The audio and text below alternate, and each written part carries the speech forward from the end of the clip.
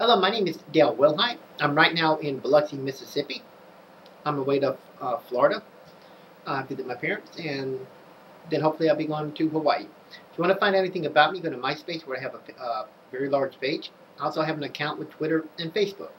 This year is about Hurricane Katrina and the hurricane, some of the hurricane survivors of it from New Orleans that I picked up back in very early September of 2005.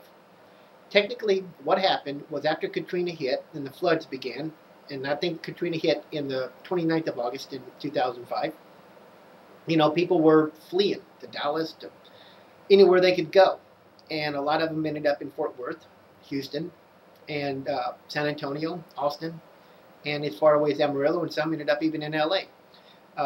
Technically, people were scattered all over the country after the hurricane hit and the floods began. What happened, apparently, I don't know the whole story, was that a couple of people in the town got together and decided, these town officials of Telluride, Colorado, and decided that they wanted to rescue some of these hurricane evacuees who were at the Will Rogers Coliseum in Fort Worth. They needed a bus driver, and that was, which I was a bus driver, of course, town bus driver. And they decided to send someone down there. Well, the assistant manager, Jack Fay was his name, wouldn't go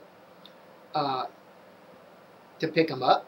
So someone by the name of Kristen Pratt asked me if I would go. She was the manager at the time. And I told her, yeah, might as well. I knew it when I first came to work that day. It was on I think it was on a Tuesday. And yeah, I think it was on a Tuesday. And she was looking at me kind of funny when I came to work. And everybody was acting funny that day. I noticed our bus, one of our buses, it's 122 I think it was missing. They sent it to Grand Junction to be worked on.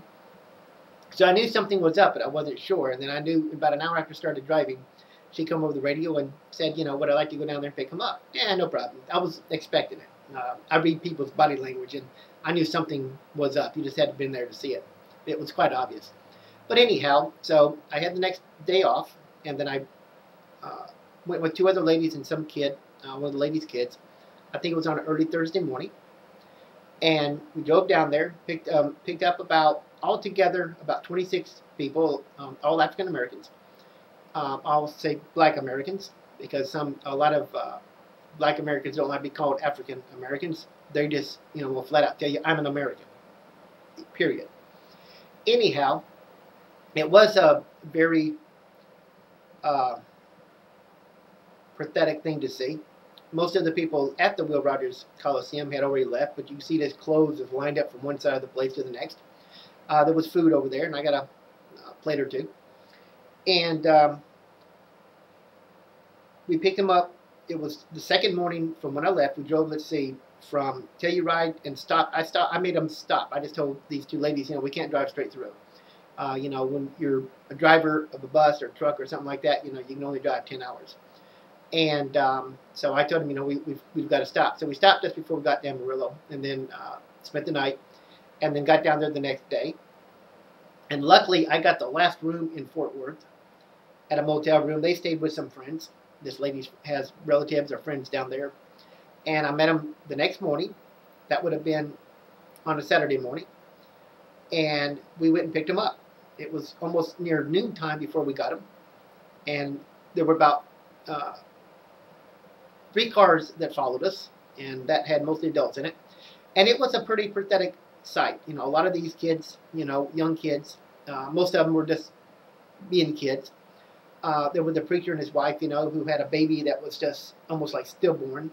I don't remember what was wrong with the child, but they had all been given jobs or promised jobs up in Grand Junction, and a houses to live in, and a place in near Glenwood Springs, Colorado, and a couple of places in Telluride.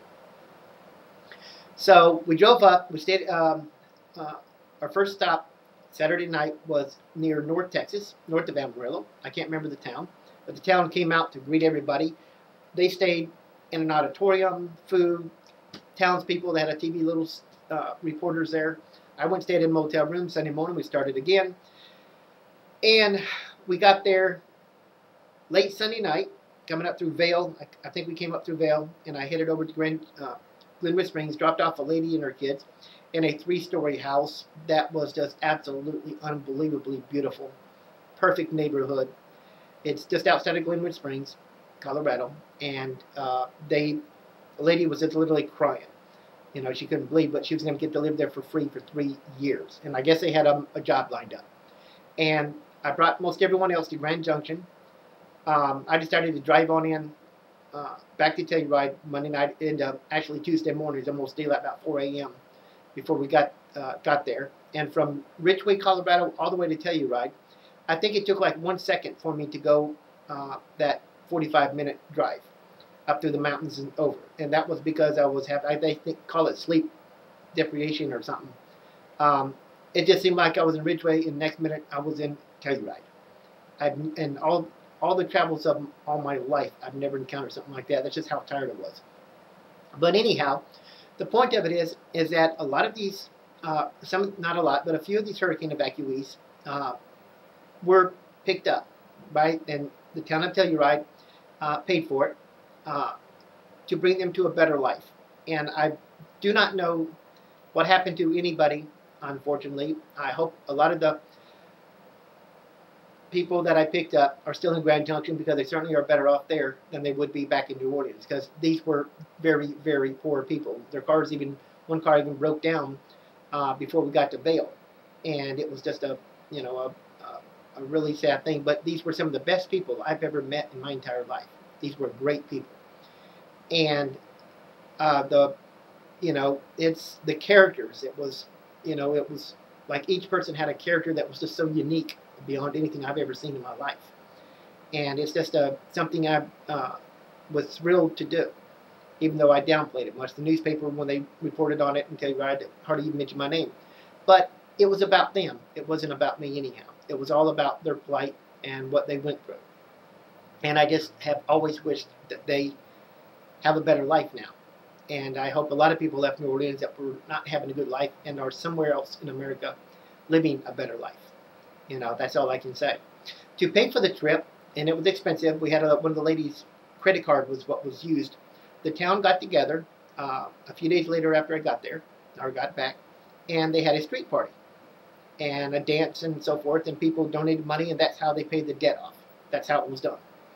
I'm not in the same politics as the town of Telluride by any means. I am obviously a moderate to conservative individual. I believe in politically different things than they do, but this was a very admirable thing that they did, and I'm just glad that I did it, and I'm glad that they did this. I think this is a good way for Americans to help other Americans when they can. Anyway, I just wanted to tell you this story. It's the only time I've ever really mentioned it. I've never written about it or anything, and it's just one little thing I wanted to make a video on, and this will probably be the last time I ever talk about it. Thank you for your time, and my name is Dale Wilhite. I'm in Biloxi, Mississippi at the moment, and hope to be in Florida maybe next day or two, and bye.